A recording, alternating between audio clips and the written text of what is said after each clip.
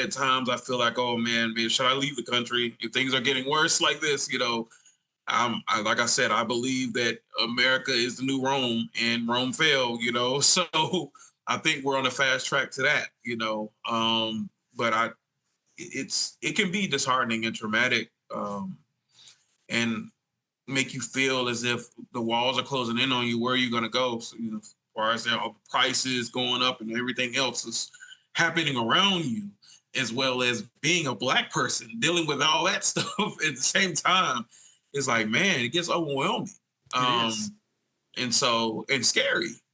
So I agree, man. I mean, I felt the exact same way. I was like, yeah, I mean, I've been trying to leave this country for like decades now. So like, I decided I want to leave a long time ago. I just stuck around this whole time because, like you said, I felt trapped. I felt like an overwhelming power was not only oppressing me, but also trying to keep me here. yeah. Like they want me here so I can be oppressed. That's the way that I felt I was existing in America. And finally next year I'm going to be leaving the country permanently, and Really? I am. Yeah, I'm heading to Europe. These last 2.5 months that I spent in Europe, I'll tell you something, Eric. I felt a level of peace and safety that I've never felt in my entire life while I was living there. Mm. Um, like a way of being that I didn't have access to while I was here. Mm. And that was the final straw for me to decide, oh yeah, I definitely do have to get out of here. Like, because if my life can be like this and the only reason it's not is because I'm here, that's the answer. And I really do believe that's the case, that along with putting roots down in this country, the roots are poisoned, with racism and white supremacy, and you can't escape that as long as you're on this land. No, And you can't. that's one thing, right? Is that you can't escape. But the other thing is that there aren't enough people who are fighting against that, who want to Right. cleanse the roots. There aren't enough people yet. Maybe in the future that will change, but for now, most people are comfortable trying to hold on to what they have right now, which is That's true. something that is fully rooted in white supremacy. Yeah. So, yeah, once I put those two things together, the nature of the land and Mm. people's lack of willingness to fight, that's it for me. Like I'll watch from afar. I'll watch what happens. And like when I can step in and add my value to the fight when people are actually ready to fight, then I'll do that. But I feel like I've suffered enough, brother. you know. Sure. Yeah. Yeah.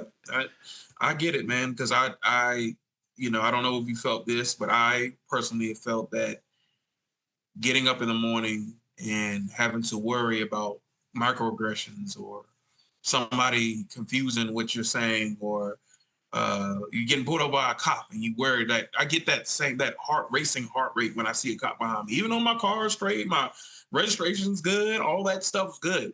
It's just like a feeling of a burden, like you got a boulder on your back. You know what I'm saying? It's more so a worry. Okay, am I gonna make it home today? Am I gonna have to defend myself, my being, my existence? Am I gonna do that? I've done that multiple days here living in America. I've been doing that for a long time. Um, I choose I choose to, I would say, keep pushing along, fighting through my work that I do here, teaching, showing individuals, and then sometimes I gotta clap. I gotta get on them. And I'm talking about white people that exhibit things that are racist or white supremacist charge or statements that they make or biases that they put on me or stereotype. Um, but yes, I commend you for doing that. I might end up doing that myself Yeah, because man. I mean, I commend you for if the doing. heavy if the weight gets too heavy, I might do it myself.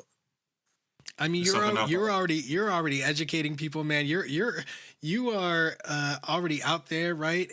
But I do want you to remember that is it's your choice, right? Whether to put yourself out there like that, right, and open yourself Mhm. up to this crap. You do have a choice, all right, Yeah. and It took me a while to, accept that, realize that, and to actively take action to find a way to get out. And that's really what made the difference. So don't let any internal thoughts hold you back, I guess is my point. So you don't feel like you have an obligation to fight, as you say. Oh, I definitely do feel an obligation to fight, but I realize that I don't have to be here to fight.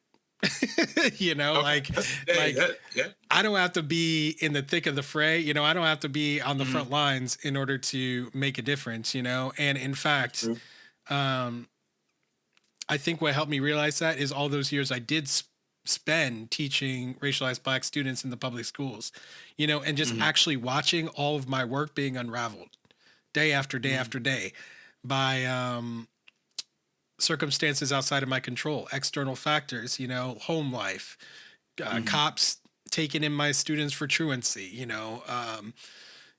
just harassing them, going to law school, studying the school to prison pipeline, and seeing how that worked, realizing that even if I get these students through the school, they can easily be redirected, watching that happen in real life, being in courtrooms where minors are being prosecuted, talking to the prosecutors, learning how their biases on the defendants are influencing their actions, putting babies away for years and years of their lives.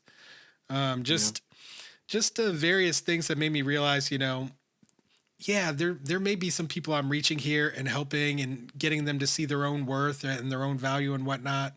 But ultimately, it's like throwing a stone at an avalanche. You know what I mean? True. Thanks for watching. For access to the full-length conversation and all of the 2-hour-long unedited conversations that I've had on race, click the support link in the description below. Thanks for your support and see you next time.